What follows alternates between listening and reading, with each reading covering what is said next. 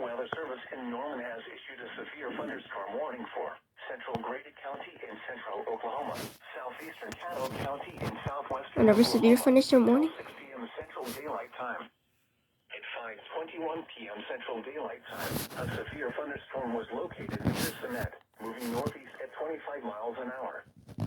Expected hazards include ping-pong ball-sized hail and 60 miles an hour wind gusts. This is a radar-indicated threat. The following impacts are expected. People and animals outdoors will be injured.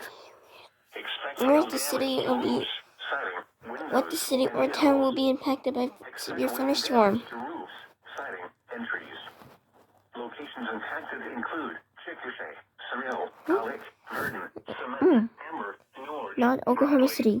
Oklahoma City will be impacted by severe thunderstorm in the next minute. A tornado watch remains in effect for the warned area. Tornadoes can develop quickly from severe thunderstorms. For your protection, move to an interior room on the lowest floor of a building.